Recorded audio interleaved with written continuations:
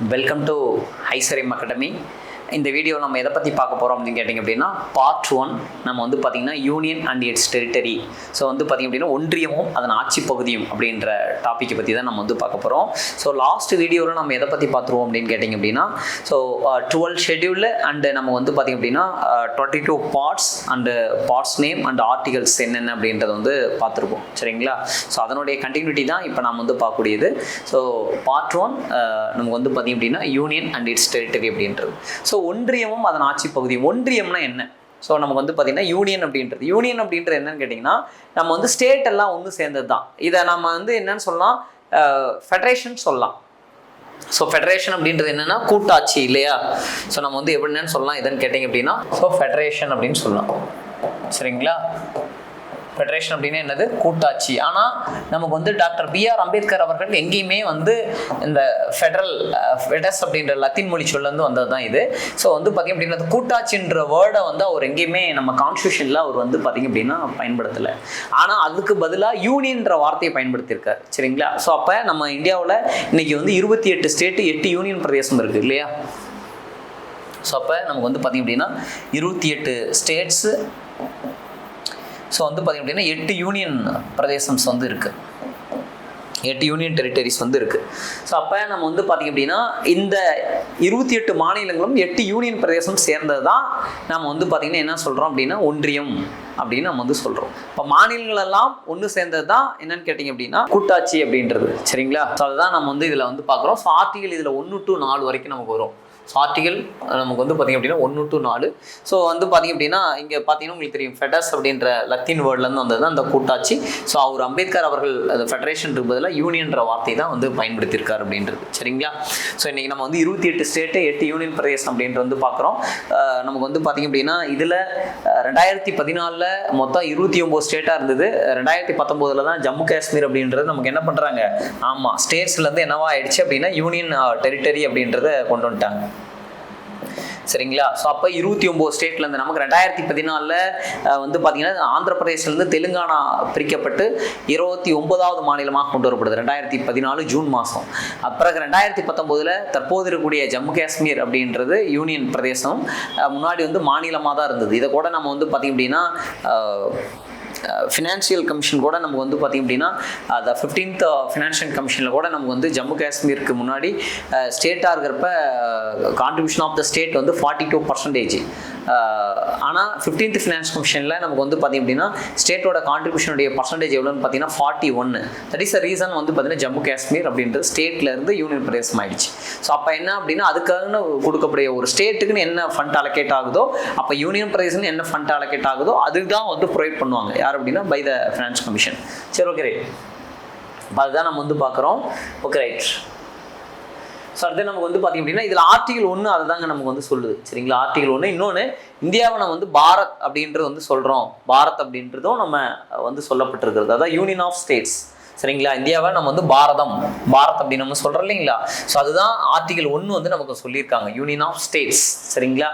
So மாநிலங்களின் ஒன்றியத்தை பற்றி சொல்கிறது தான் என்னது நமக்கு வந்து ஆர்டிகல் 1. சரிங்களா? ஸோ ஆர்டிகல் 2 என்ன சொல்லுது அப்படின்னு கேட்டிங்க அப்படின்னா formation of the new states. ஒரு மாநிலம் உருவாகுது அப்படின்னா அந்த மாநிலம் உருவாக்கத்தை பற்றி சொல்கிறது தான் அதான் ஃபார்மேஷன் ஆஃப் த ஸ்டேட்டு. அதை பற்றி சொல்கிறது தான் ஆர்டிகல் 2. சரிங்களா? நமக்கு வந்து பார்த்திங்க அப்படின்னா தெரியும் constitution deals with admission or நம்ம வந்து establishment of new states. So அப்போ புதிய மாநிலம், சரிங்களா, புதிய பகுதியை சேர்க்கிறது அல்லது புதிய மாநிலம் உருவாகிறது தான் நமக்கு என்னன்னு கேட்டிங்க அப்படின்னா ஆர்டிகல் 2 அதுதான் நமக்கு வந்து சொல்லப்பட்டிருக்கிறது. சரிங்களா? ஸோ அடுத்து நமக்கு வந்து பார்த்திங்கன்னா ஆர்டிகல் 3 என்ன சொல்லுது அப்படின்னு கேட்டிங்கன்னா அப்படி புதிதாக நாம் வந்து ஒரு மாநிலம் உருவாக்குறோம் அப்படின்னா அப்படி உருவாக்கப்பட்ட மாநிலத்துக்கு இருக்கக்கூடிய பவுண்ட்ரிஸ். சரிங்களா? ஸோ வந்து பார்த்திங்க அப்படின்னா எல்லைகள் என்ன, ஏரியாஸ் பரப்பளவு என்ன, அதனுடைய நேம் என்ன, ஸோ இதையெல்லாம் சொல்கிறது தான் ஆர்டிகல் 3. சரிங்களா? ஸோ ஆர்டிகல் 1ன்றது யூனியன் ஆஃப் ஸ்டேட்ஸ் அப்படின்னு சொன்னோம். ஆர்டிகல் 2 அப்படின்றது நமக்கு வந்து பார்த்திங்க அப்படின்னா ஒரு வந்து formation of the new states. சரிங்களா? ஒரு புதிய மாநிலம் உருவாகிறது அப்படின்றது வந்து பார்க்குறோம். அப்படி புதிதாக உருவாக்கப்பட்ட மாநிலத்துக்கு நாம் வந்து பார்த்திங்கன்னா நேமு, அதனுடைய ஏரியாஸ் என்ன, அதனுடைய பவுண்ட்ரிஸ் என்ன, இதையெல்லாம் சொல்கிறது தான் என்னன்னு கேட்டிங்க அப்படின்னா ஆர்டிகல் 3. ஸோ ஆர்டிகல் 4 என்ன சொல்லுது அப்படின்னு கேட்டிங்க அப்படின்னா இந்த 2ஐயும் 3ஐயும் பேஸ் பண்ணி நமக்கு வந்து பார்த்திங்க அப்படின்னா அதை 2 3னா சொல்லியாச்சு. புது ஸ்டேட் உருவாச்சு, அந்த ஸ்டேட்டுக்கு வந்து நேம் வைக்கிறது, பவுண்டரி என்ன, எல்லைகள், இதையெல்லாம் சொல்கிறது தான் ஆர்டிகல் 4. அதே போல் நமக்கு வந்து பார்த்திங்க அப்படின்னா ஷெட்யூல் 1 and 4 நம்ம அமெண்ட் பண்ணணும். ஸோ ஷெட்யூல் 1 என்ன சொல்லுது நமக்கு வந்து பார்த்திங்க அப்படின்னா யூனியன் அண்ட் இட்ஸ் டெரிட்டரி நம்ம ஒன்றியத்தை பற்றி சொல்கிறோம். அட்டவணை 1ல் ஷெட்யூல் அதை தான் பார்த்துருப்போம் லாஸ்ட் கிளாஸில். ஸோ அதே போல் ஷெட்யூல் 4 என்ன சொல்லுது நமக்கு வந்து பார்த்திங்க அப்படின்னா ஷெட்யூல் 4 என்ன சொல்லுது அப்படின்னு கேட்டிங்க அப்படின்னா ரிசர்வேஷன் ஃபார் த ஷெட்யூல் 4 என்ன சொல்லுது அப்படின்னு பார்த்தீங்கன்னா reservation for the Rajya Sabha. Reservation for the Rajya Sabha.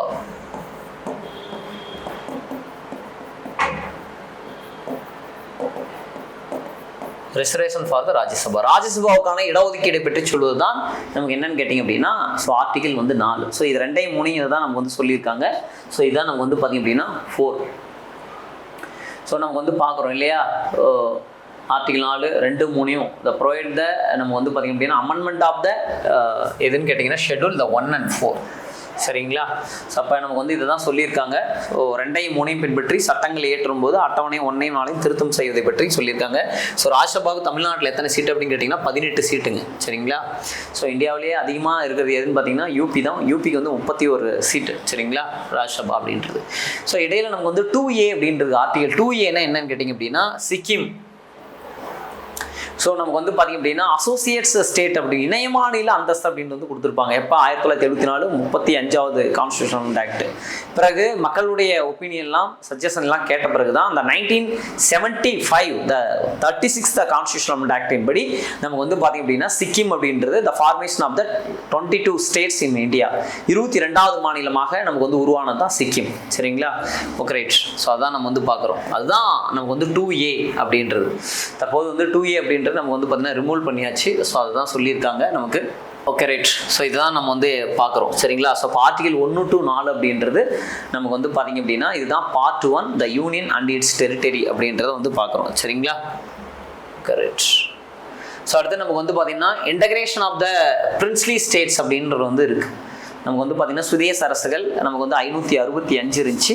So அதுக்கப்புறம் நமக்கு வந்து பார்த்திங்கன்னா 552 சரிங்களா. ஸோ அந்த 552ல் நமக்கு வந்து 549 என்னவாயிடுச்சு நமக்கு வந்து பார்த்திங்க அப்படின்னா இந்தியாவோட இணைஞ்சிருச்சு. ஆனால் மீதி இருக்கக்கூடிய 3 நமக்கு வந்து பார்த்திங்க அப்படின்னா இந்தியாவோட இணையில. அது எதுன்னு பார்த்திங்க அப்படின்னா நமக்கு வந்து ஆமாம் ஹைதராபாத் அண்ட் காஷ்மீர் அண்ட் ஜுனாகத் சரிங்களா. ஸோ இது 3 தான் நமக்கு வந்து பார்த்திங்கன்னா இணையில.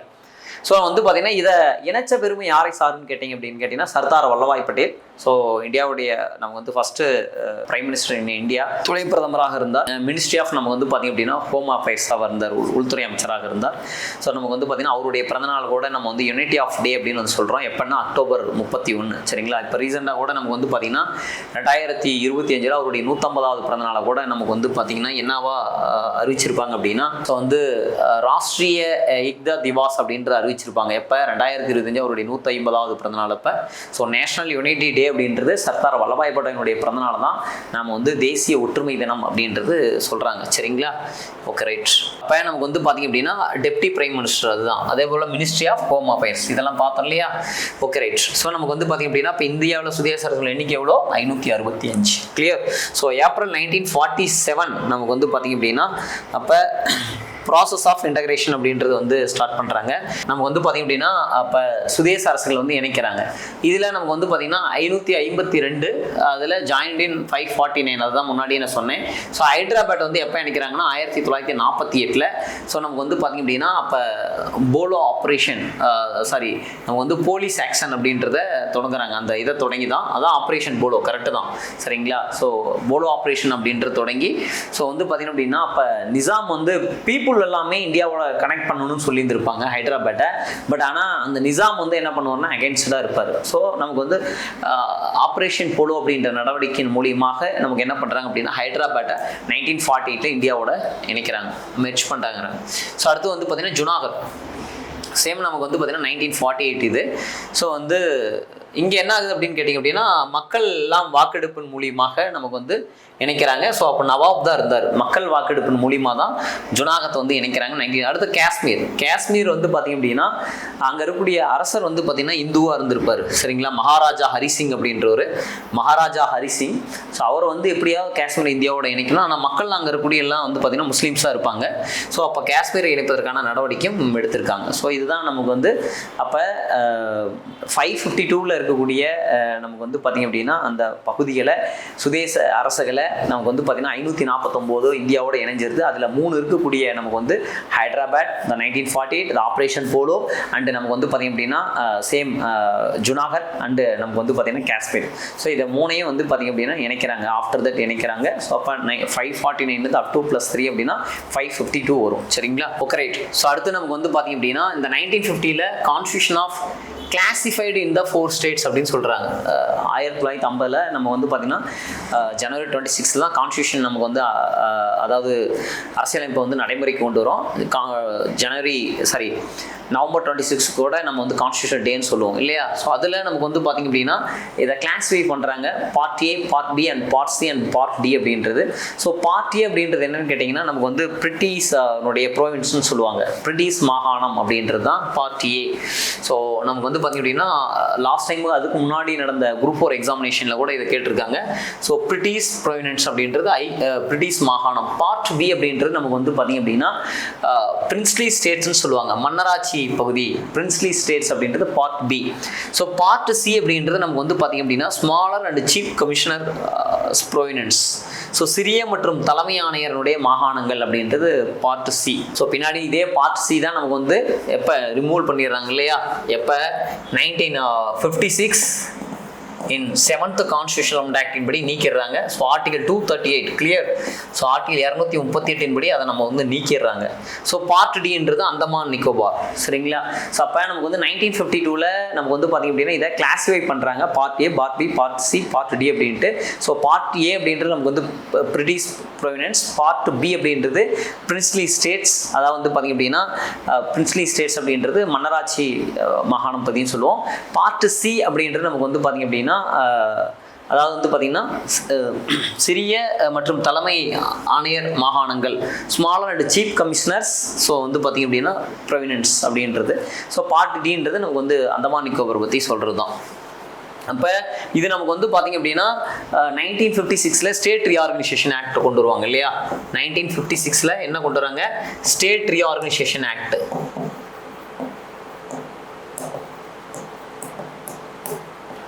ஸோ தமிழில் மாநில மறுசீரமைப்பு சட்டம் எப்போ எக்ஸாக்டாக நமக்கு வந்து பார்த்திங்க அப்படின்னா 1/11/1956 கொண்டு வராங்க இல்லையா?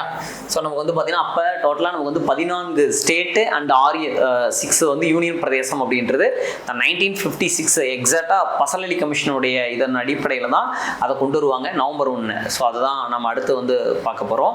ஸோ அப்போ நமக்கு இந்த part A, part B, part C, part D அப்படின்றது நமக்கு என்ன பண்ணிட்டாங்க?